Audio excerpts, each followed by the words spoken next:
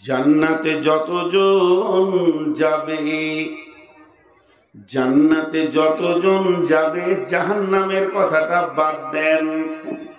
মুমিন যাবে জান্নাতে, মুত্তাকি যাবে জান্নাতে, শহীদ যাবে জান্নাতে, সালেহীন যাবে জান্নাতে, যারা সাবির তারা যাবে জান্নাতে, যারা হেদায়েত প্রাপ্ত হেদায়েতে আছে মুহতাদুন হাদি এরা যাবে জান্নাতে। তাহলে জান্নাতে যাওয়ার ব্যাপারে কোরআন বলেছেন উলাইকা হুমুল মুফলিহুন, উলাইকা হুমুল ফাইজুন, উলাইকা হুমুল মুহতাদুন, উলাইকা আলা হুদাম মির রাব্বিহিম ওয়া উলাইকা হুমুল মুহতাদুন, উলাইকা আলাইহিম সালাওয়াতুম মির রাব্বিহিম ওয়া রাহমা। আবার আছে উলাইকা আলা হুদাম মির রাব্বিহিম ওয়া উলাইকা হুমুল মুফলিহুন। এই যে কথাগুলো আল্লাহ ব্যবহার করেছেন এগুলো জান্নাতীদের জন্য ব্যবহার করেছেন। এই এই এই এই গুণ যাদের পৃথিবীতে থাকবে, এই এই এই এই এই আমলগুলো যারা পৃথিবীতে করবে তারা জান্নাতে যাবে, তারা নিশ্চিত থাকবে, তাদের কোনো টেনশন হবে না। এতগুলো বলা সম্ভব নয়, আজকে একটা ধরেছি, একটা। মুত্তাকি, মুত্তাকি, মুত্তাকিরা জান্নাতে যাবে। কেমনে জান্নাতে যাবে মুত্তাকি? জি ভাই, মুত্তাকি কিভাবে জান্নাতে যাবে? আমি মুমিনের কথাটা জমার খাতায় রেখে দিলাম, সবগুলো বাদ দিয়ে মুত্তাকিদের কথা বললাম। মুত্তাকিদেরকে আল্লাহ স্পেশাল করলেন। কেন করলেন? দুটি কথাতে বুঝতে পারবেন মুত্তাকিদের দাম। বিসমিল্লাহির রহমানির রহিম। ইন্নাল মুত্তাকিনা ফি দিলালিন ওয়া উয়ুন ওয়া ফাওয়াকিহা মিম্মা ইয়াশতাহুন কুলু ওয়াশরাবু হানিয়াম বিমা কুনতুম তা'মালুন ইন্নাকা যালিকা নাজিজিল মুহসিনিন। আল্লাহ তাবারাক ওয়া তাআলা বলছেন, হে বিশ্ববাসী রে, হাওড়া থেকে যতগুলি ট্রেন দিল্লি যায় সব ট্রেনে খাবার পাবেন না, কিন্তু শতাব্দীতে যান, বন্দে ভারতে যান, রাজধানীতে যান, টিকিটের সঙ্গে আপনার খাওয়ার এক করে আছে। আপনি যাবেন, চা পাবেন, খাবার পাবেন, নাস্তা পাবেন। তো আল্লাহ তাবারাক ওয়া তাআলা বলছেন, এই পৃথিবী থেকে যতজন মরার পর জান্নাতে যাবে তারা জান্নাতে পৌঁছাবে, জান্নাতে আনন্দ ভোগ করবে। কিন্তু শুনে নাও, সবাই জান্নাতে গিয়ে আনন্দের মুখ দেখবে, কিন্তু মুত্তাকি যারা হবে তারা মরার পর থেকে চলতে থাকবে, চলতে থাকবে, দীর্ঘ লম্বা রাস্তা, কবর, কবরের পর হাসর, হাসরের পর পুলসেরাত, তারপরে জান্নাত। এই মুত্তাকিরা স্পেশাল কোটার আমার কাছে যাত্রী। ইন্নালিল মুত্তাকিনা ফি দিলালিন ওয়া উয়ুন, ইন্নাল মুত্তাকিনা ফি দিলালিন ওয়া উয়ুন ওয়া ফাওয়াকিহা মিম্মা ইয়াশতাহুন। মুত্তাকি যারা হবে তারা ছায়ার ভিতরে থাকবে এবং তাদের সামনে কুলকুল কুলকুল করে নদী বইতে থাকবে, আর তাদের সামনে ফল ফ্রুটের শাখা সম্ভার থাকবে, তারা খেতে থাকবে, আগাতে থাকবে। অর্থাৎ মুত্তাকিরা স্পেশাল কোটার যাত্রী হয়ে জান্নাতে যাবে। সূরা নাবাতে আল্লাহ বলছেন, বিসমিল্লাহির রহমানির রহিম, ইন্নালিল মুত্তাকিনা মাফাজা। বিশ্ববাসীরে, তুমি যদি মুত্তাকি হতে পারো, তুমি যদি মুত্তাকির গুণটা আনতে পারো, যে যে কাজ করলে মানুষ মুত্তাকি হয়ে যায় সেইগুলো যদি তোমার মধ্যে এসে যায়, তাহলে তুমি পৃথিবী থেকে নিশ্চিত হয়ে যাও, তুমি কিয়ামতের দিন বেঁচে গেছো, হাসরে বেঁচে গেছো, পুলসেরাতে বেঁচে গেছো, তোমার আর 2 নম্বর কোনো টেনশন থাকবে না। দেখেন মুত্তাকিদের কত কপাল ভালো, এরা পৃথিবী থেকে আল্লাহ বলছে তোমাদের কোনো টেনশন নেই। আমি একটা কথা প্রথমেই ভূমিকাতে বলেছি, এক একটা বিষয়ে এক একটা গুরুত্ব আছে। তো মুত্তাকি হওয়াটা যে কত গুরুত্ব, আল্লাহ নিজে মুত্তাকি আমাদেরকে বানিয়ে নেন।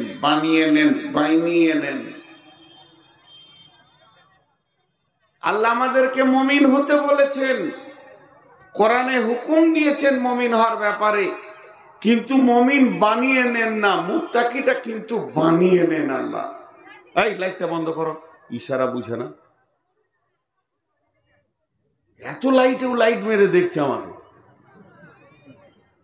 আর বুড়ার সব চুল পেকে গেল, এতদিনে দেখছে,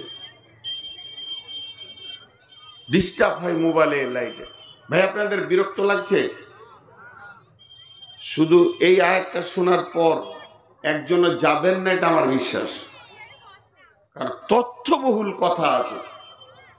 আজকের বিষয়বস্তু হচ্ছে মুত্তাকি। তো মুত্তাকিটা কত গুরুত্ব, আল্লাহ আমাদেরকে বানিয়ে নেন, আমরা হব না, আল্লাহ হবে। কেমন একটা উদাহরণ দিই। প্রাইমারি স্কুলে পড়াশোনা, হাই স্কুল, কলেজ, ইউনিভার্সিটিতে পড়াশোনা, প্রাইমারি স্কুলের ছাত্ররা তাদের চিন্তাই থাকে যেন আমাকে পড়া দিতে না হয়, মাস্টার যেন আমাকে দেখতে না পায়, পাক্কা চোর লুকায়। আর হাই স্কুল কলেজের ছেলেরা পড়তে যায় লোড করার জন্যে। যদি প্রফেসর কোনো বিষয়ে বক্তব্য রাখতে গিয়ে কমপ্লিট করতে পারেনি, তো পরের দিন গিয়ে বলবে স্যার এই বিষয়টা ক্লিয়ার হয়নি, একটু বলে দেন।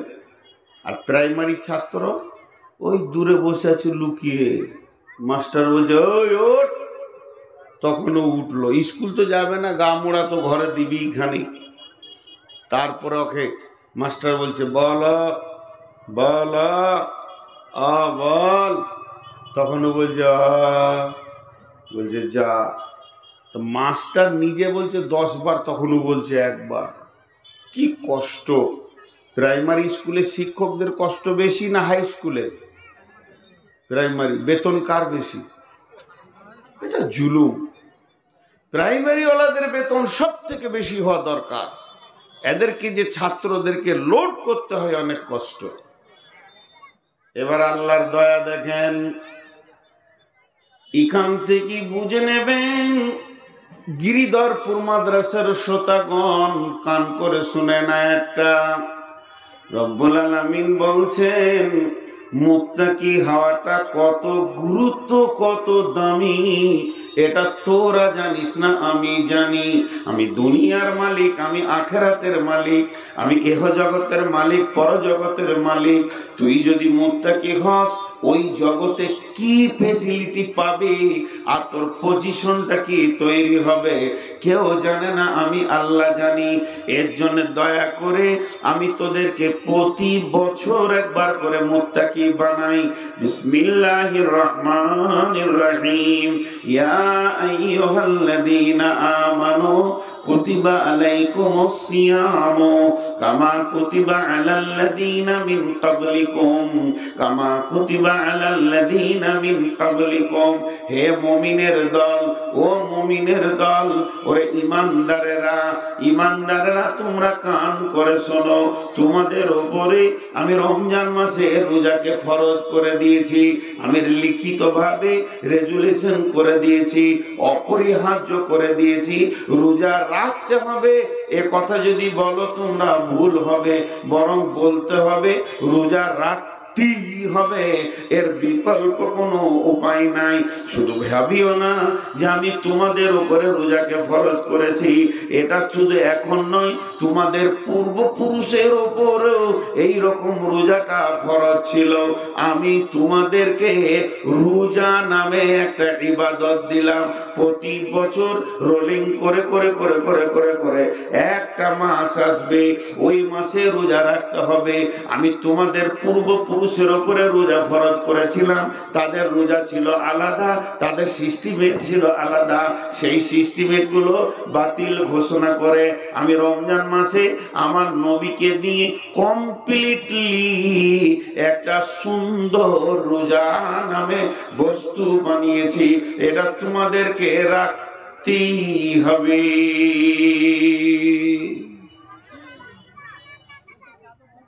প্রশ্ন করি, বুঝে আসছে না আল্লাহর কাছে? আল্লাহ রোজা কাকে বলে? আল্লাহর কাছে জানছি, আপনাদের প্রতিনিধি হয়ে আমি। আল্লাহ বলছে শুবে সাদেকের আগে খাওয়া পানাহার বিবি কমপ্লিট করে নিবি, আর যতক্ষণ না সূর্য ডুববে পানি ভাত রুটি না। দুপুর বেলায় খালি 1 গিলাস পানি না, 1 গিলাস দুধ চলবে না। প্রচন্ড গ্রীষ্ম, আল্লাহ একটু না, এর নাম রোজা। আজীব ব্যাপার, আজীব ব্যাপার। ইবাদতটা আজীব ইবাদত। একটা লোক নামাজ পড়ছে, কিয়াম করছে, রুকু করছে, সাজদা করছে, আপনি হাঁটবেন, একজন দাঁড় করিয়ে দেবে। দেখা যাচ্ছে লোকটা নামাজ পড়ছে, সে যখন দাঁড়ালো আল্লাহর কাছে, সামনে গিয়ে দাঁড়ালো, গোলামের মতো হয়ে দাঁড়ালো, রুকু করলো, সে নিজেকে মাথা নামা করলো, সাজদা করলো তো নিজেকে সারেন্ডার করলো। তার উঠা বসা দেখে মনে হবে যে হ্যাঁ, গোলাম আল্লাহর কাছে নত হয়েছে। বন্ধুরা আমার, চলেন, একটা লোক যাকাত দিচ্ছে, তাহলে বোঝা যাবে যে লোকটা তার মালকে সাফ করছে। আল্লাহ যে পার্সেন্টেজটা বলেছেন ওটা বের করে দিয়ে মালকে পাক করছে। এই ইবাদতটাও বোঝা গেল, কারণও বোঝা গেল। একে মুসল্লি বলা হবে, ওকে দাতা বলা হবে। ই হবে মুসল্লি, ও হবে দাতা। এরপরে চলেন, একটা লোক কালেমা পড়লো, এখন অন্য জাতি ছিল, আশহাদু আল্লা ইলাহা ইল্লাল্লাহু ওয়া আশহাদু আন্না মুহাম্মাদান আবদুহু ওয়া রাসূলুহু। বোঝা গেল লোকটা বেঈমান ছিল, ঈমানে ঢুকে গেল, এখন ওকে ঈমানদার বলা হবে। এরপরে চলেন, একটা লোক হজে যাচ্ছে, লাব্বাইক আল্লাহুম্মা লাব্বাইক, লাব্বাইক লা শারীকা লাকা লাব্বাইক, ইন্নাল হামদা ওয়ান নি'মাতা লাকা ওয়াল মুলক লা শারীকা লাক। সে যে আল্লাহর কাছে তার আল্লাহর ডাকে সে সারা দিতে চলেছে, সারা গাঁওয়ালা, এলাকাওয়ালা, প্রতিবেশী সবাই জানবে এই লোকটি অর্থ খরচা করে আল্লাহর ডাকে সারা দিতে চলেছে। তাহলে 4টা ইবাদত তো বুঝে আসলো। রোজা, রোজাতে কিয়াম নাই, রোজাতে রুকু নাই, রোজাতে সাজদা নাই, রোজাতে কিছুই নাই, অথচ খাবি না। এর ভিতরে কোন কারিশমা লুকানো আছে?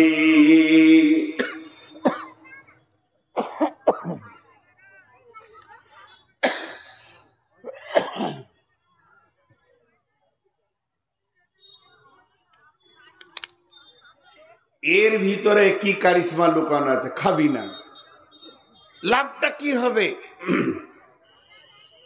জি ভাই, একটা কথা প্রশ্ন রাখছি আপনাদের কাছে। আমি যখন প্রথম আসলাম, কমিটির লোক আমাকে নিয়ে গিয়ে একটা ঘরে গেল, বলে না নাস্তা খান, খাবো না। চা খান, খাবো না। একটু টিফিন করেন, খাবো না। তো ভাত খান, আচ্ছা খাবো, পরে খাবো। এই খানটা হচ্ছে মহব্বতের প্রতীক। সন্তান না খেলে মা পেরেশান হয়ে যায়, আর আল্লাহর দাবি সমস্ত মায়ের থেকে আমার মহব্বত গোলামের ওপরে বেশি, অথচ সেই আল্লাহ বলছে খাবি না। আল্লাহর দাবিটা সত্য, আল্লাহর দাবি সত্য, আল্লাহর মহব্বত মায়ের থেকে বেশি। এটা একবার সত্য নয়, লাখবার সত্য। কিন্তু খাওয়ার ময়দানে দেখছি খবরদার না। এখন আল্লাহকে প্রশ্ন করি, এইভাবে রেখে লাভ কি হবে? আল্লাহ উত্তরে বলছেন ওই আয়াতের শেষে, লাআল্লাকুম তাত্তাকুন, লাআল্লাকুম তাত্তাকুন, লাআল্লাকুম তাত্তাকুন। ওরে আমার আমার গোলাম রে, ওরে আমার বান্দারে, ওরে আমার মুমিনের দল, আমি তোদেরকে না খাইয়ে মুত্তাকি বানিয়ে নিলাম। মুত্তাকি মানে আল্লাহ ভীতু তোরা হয়ে গেলি। কি করে আল্লাহ ভীতু হলাম? আল্লাহ তাবারাক ওয়া তাআলা প্রমাণ দিতে, দেখ তোকে আমি রোজা রাখতে বলেছি, তুই সুবে সাদেকের আগে খেয়েছিস, এখনো আজান হলো না, সূর্য এখনো ডুবলো না, এখনো মাগরিব হলো না, দুপুর বেলায় তোকে পিপাসা লেগেছে, বাড়ির ভিতরে শুয়ে আছিস, দরজাটা লাগানো আছে, তোর সামনে ফ্রিজ আছে, ফ্রিজে কোল্ড ড্রিঙ্কস আছে, তোর চৌকি নিচে সমস্ত খাবার আছে, ফ্রিজে ফল ফ্রুট ভর্তি আছে, তারপরও তুই খাস না কেন? এটা একটাই কারণ যে আল্লাহ দেখে নিবে। এই মনটা, এই দিলটা, এই মিজাজটা যদি তোদের সারা বছর থেকে যায়, তাহলে তোদের মতো পরেজগার কে হবে রে? এটা তো আমি 1 মাস বানিয়ে তোর ভিতরে একটা যোগ্যতা রয়েছে, ওটাকে আমি বহির প্রকাশ করে তোকে তোর চোখে আঙ্গুল দিয়ে দেখিয়ে দিলাম, ওরে আব্দুর রহমান, ওরে আব্দুল সালাম, ওরে আব্দুল কাবুল কালাম, ওরে ইবাদুর রহমান, ওরে আব্দুল সাত্তার, তোর ভিতরে একটা যোগ্যতা রয়েছে। আল্লাহর হুকুমের বাইরে কোনো জিনিসে তুই হাত দিবি না, তাহলে অন্য মাসে মদের বোতলে, জুয়াতে, তাসেতে, লুদুতে, দাবাতে হাত দিবি না। তোর বিবি থেকে তোকে বিরত রেখে দেখিয়ে দিলাম, যে মহিলাটার ইশারা তুই বুঝিস, তোর ইশারা সেও বুঝে, যে তোর ভোগ, যে মেয়েটা তোর হালাল, যাকে এতদিন ব্যবহার করলি, রমজান মাসে স্টপ করে দিলাম, আর তোকে দিনে হাত দিতে দিলাম না। তার মানে তোর ভিতরে একটা যোগ্যতা রয়েছে মহিলা থেকে বেঁচে থাকার। তবে যখন এই রমজানে তোর ভিতরে গভীর একটা হীরের টুকরো লুকিয়ে ছিল, সেটাকে বের করে তোর হাতেই আমি দিয়ে দিলাম, এই যোগ্যতাটা অন্য মাসে কাজে লাগাবি। খবরদার কারো মেয়ের কাপড় ধরে তুই টানবি না, তাহলে তুই মুত্তাকি থেকে যাবি। আমি তোকে মুত্তাকি বানানোর জন্যে এই রোজার নামে একটা ইবাদত তোদেরকে দিয়েছি। টোটাল রোজা রাখলে তুই মুসাল্লি হবি না, তুই হাজি হবি না, তোকে হাজি বলে ডাকবে না, তোকে দাতা বলে ডাকবে না, তোকে মমিন বলে ডাকবে না, তোকে ডাকবে না আপনার কিনা মুসাল্লি বলে, তোকে তোর নাম হয়ে যাবে মুত্তাকি।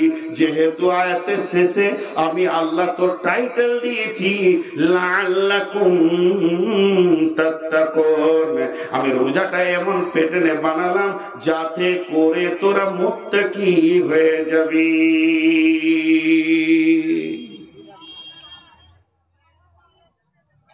দেখেন একটা উদাহরণ দিব, উদাহরণটা ধ্যানের সঙ্গে শুনেন। একটা দুটা করে লোক উঠছে, উঠিয়েন না ভাই আমার, আমি এমন একটি বক্তা, আমাকে বলতে হয় আর উঠিয়েন না, আর উঠিয়েন না, কারণ আমাকে শেষই দেয়। নসিব খারাপ, কত জালসায় গিয়ে কমিটির হাতে ধরি, ভাই আমাকে আগে দেন আর কাউকে পরে দেন না, আপনি শেষে থাকেন। আর এখন মানুষের শারীরিক ক্ষমতা, সহ্য ক্ষমতা, স্ট্রেংথ কমে গেছে। এটার কারণ জানেন? বিহারে সারা সারা রাত জালসা হয়, তারাও 11টা 12টায় ভেঙে দিচ্ছে। একটা বৃহত্তর কারণ, যতগুলো কারণ আছে আপনি দেখাবেন ওগুলোও ঠিক, আর তার মধ্যে একটা কারণ এই যে করোনা ভাইরাসের যে ভ্যাকসিনটা মেরেছে না, মানুষকে দুর্বল করে দিয়েছে, কাজ থেকে মাথা সরিয়ে দিয়েছে, আর মানুষ সেই এনার্জি নিয়ে কাজও করতে পারছে না, যুবকদেরকে পঙ্গু মনে হচ্ছে। এই ভ্যাকসিনটা সারা বিশ্বকে পঙ্গু করেছে। এই জন্যে মানুষ বেশি রাত জাগতে পারছে না, বেশি টাইম ধরে গাড়ি চালাতে পারছে না, বেশি টাইম ধরে মাঠে কাজ করতে পারছে না। যুবক ছেলে, তার বাপ বলছে যে 3 বিঘা চাষ করে বাড়ি গেছি, তারপরে উঠেছি, আর ও 1.5 কাঠা পারছে না। পারবে কি করে? ভ্যাকসিন মেরে দিয়েছে, দুর্বল করে দিয়েছে বিশ্বকে। তো যাই হোক, একটু ধৈর্য ধরেন, এবার পরবর্তী আয়াতে যাচ্ছি। খালি একটা উদাহরণ দিব। আল্লাহ খেতে দিলেন না, এর ভিতরে লাভ কি আছে? উদাহরণটা মন দিয়ে শোনেন। আপনাদের এখানে ইটের ভাটা আছে, ইট কাটে কি না? তো ইট যে কাটে সেই মিস্ত্রি কোদালটাকে নিয়ে ইট ভাটাতে গিয়েছে, টলি করে মাটি নামানো আছে, মেরেছে জোরে একটা কোপ মাটিতে।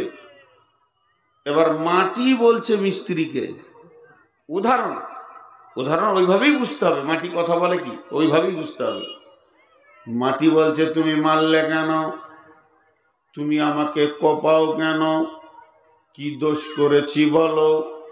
মিস্ত্রি উত্তরে বলে চুপ কর, ধৈর্য ধর, দাম তোরই বাড়বে। ধৈর্য ধর, কোপানি খা, দাম তোরই বাড়বে। তারপরে পানি ছিটি দিয়ে সামান্য বালু দিয়ে লাত মারতে শুরু করেছে। লাত মারলে মানুষের দাম বাড়ে না কমে? কেউ যদি স্টেজে উঠে একটা লাত মেরে দেয় আমাকে বেইজ্জতি হয়ে যাব। ওই মাটিকে যখন লাত মারছে বলছে ভাই আমি তো গরু চুরি করিনি, তো তুমি লাত মারো কেন? বলছে সবর কর, দাম তোরই বাড়বে।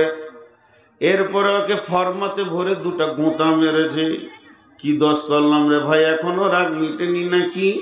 বলে তোরই দাম বাড়াচ্ছি, গোঁতাতেই তোর দাম বাড়ছে। সাইজটা ঠিক হয়ে গেল। এবার ইটটাকে রোদে দিল। ঠান্ডাতে রাখবে না, ফ্রিজে রাখবে না, কোল্ড ড্রিঙ্কস রাখবে না। রোদে যখন টনটনে হয়ে শুকাচ্ছে, মিস্ত্রিকে ডেকে বলছে একটু পানি পাবো কি? বলছে চলবে না, এখন পানি দিলে তোর দাম কমে যাবে, তোর মূল্যটাই কমে যাবে।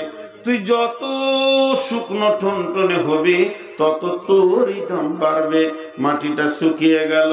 এবারে ভাটিতে চাপিয়েছে, পাশে কালো কয়লা এসেছে। কালো মানি হচ্ছে সে বেয়াদব মাল। ইট বুঝে নিয়েছে ও জ্বলবে, আমাকেও জ্বালাবে। মিস্ত্রিকে বলছে বন্ধু আমি কি দোষ করলাম, এত জবরদস্ত কষ্ট আমাকে নিতে হবে? আমার মিস্ত্রি তখন উত্তরে বলছে মাটি রে, তোর দাম বাড়বে, যত দামি হবি ভালো করবি তত দাম বাড়বে। আর যদি ছালট হবি তো লোক সারা জীবন তোর উপরে জুতো দিয়ে চলবে, রাস্তায় ফেলবে, গোয়ালে ফেলবে, তোর মূল্য দাম কমে যাবে। ইট যখন টনটনে হয়ে পড়ে গেল, এ গ্রেটে থাক লাগানো আছে। বাঁধাখোলা মাদ্রাসা গেছে, গিরিধর্মপুর মাদ্রাসা গেছে, ডিঙ্গিল মাদ্রাসা গেছেন, এ খোদপলাশি মাদ্রাসা গেছেন। এই মালটাই নিতে হবে, মসজিদটা সুন্দর করে বানাবো। ইট তখন বলছে বন্ধু কোন কলেজে পড়ে এসেছি জানো কি? কত লাত খেলাম, কত গোঁতা খেলাম, কয়লার আগুনে নিজেকে জ্বালালাম, তবেই আমার রব আমাকে এত সুন্দর পজিশন দিয়েছে। আমাকে কাজ করবে তার নামই হবে রাজমিস্ত্রি।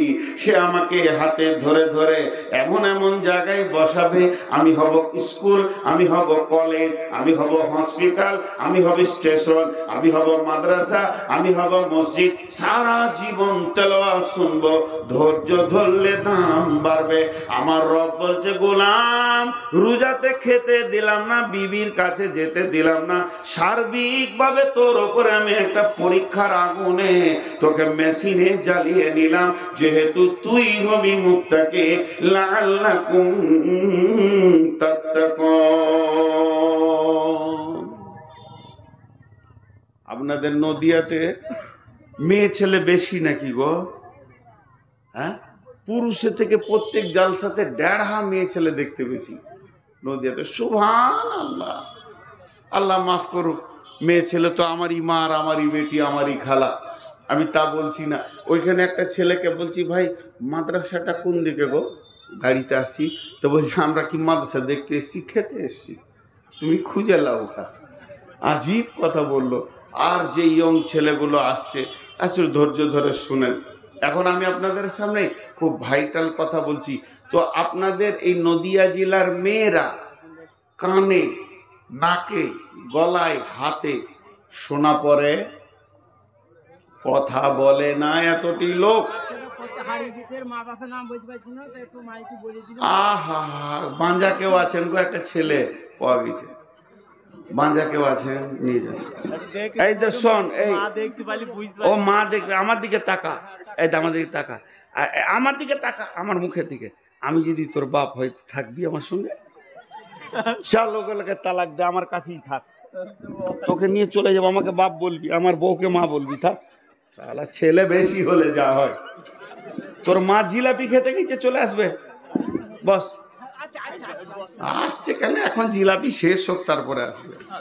যে পেঁচানো জিলাপি এত তাড়াতাড়ি শেষ হয় নাকি? ওকে হুঁশি নেই যে ওর ছেলে পিলে হয়েছে। ও ভাবছে 16 বছরের, দেখুন জিলেবি খেতে গিয়েছে। জি ভাই, শেষ করে দেবো বলছে নাকি?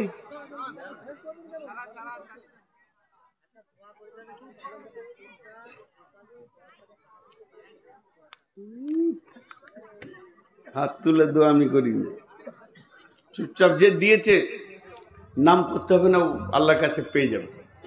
আচ্ছা হচ্ছে পরে, তো এখানকার মেয়েরা সোনা পরে না, একজনা সোনা পরে না, গয়না পরে। সোনা নাকে কানে নেওয়া যায় না। 2 ভরি সোনার দাম কত? 1,40,000, 60,000, আর বানি লিবে আরো 10,000, 12,000, 2 লাখের কাছাকাছি ধাক্কা।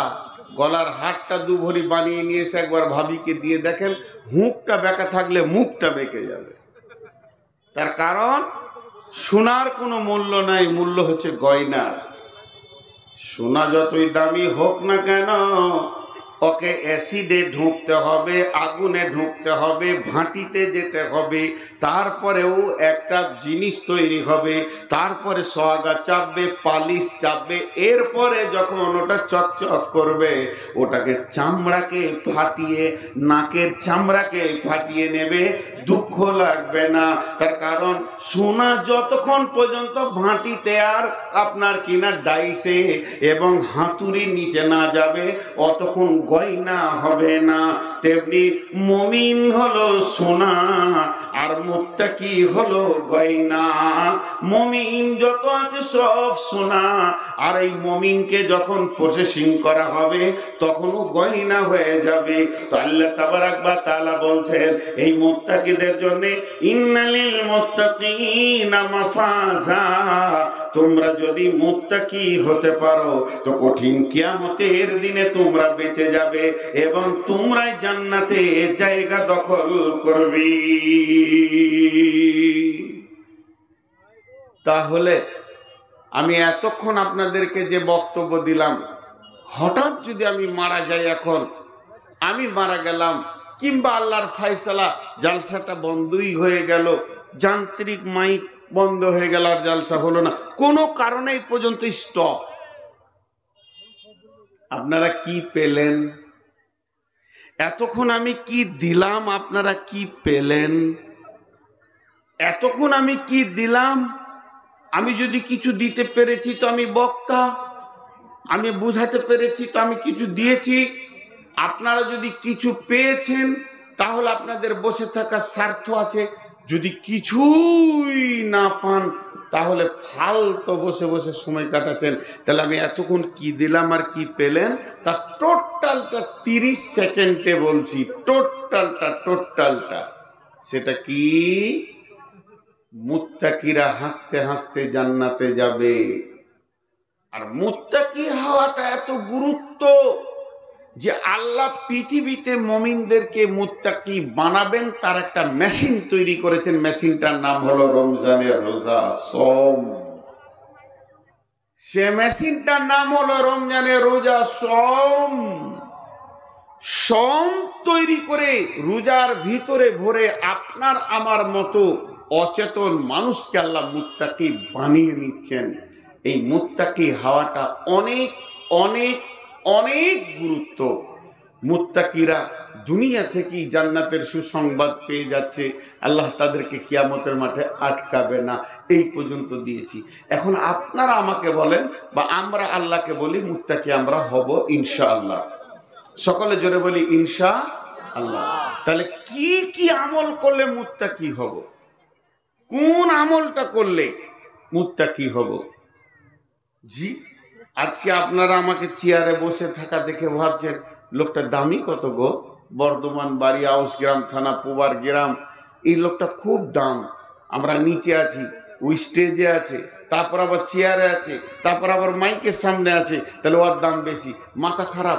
উঁচুতে থাকলে যদি দাম বেশি হতো তাহলে আপনি দোকানে মাল কিনতে যাবেন, যে পাল্লাটা উপরে থাকে ওইটাতে মাল বেশি থাকে না, যে পাল্লাটা নামতে থাকে ওইটা মাল বেশি থাকে।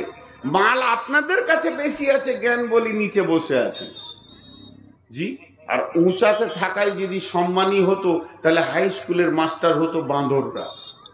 ওদের মতো উঁচু জায়গায় কেউ থাকে না, ওদেরও হাত পা আছে। তো এটা আমি বলতে চাইছি না, আমি যেটা বলতে চাইছি আমরা মুত্তাকি হব, তা কিভাবে হব?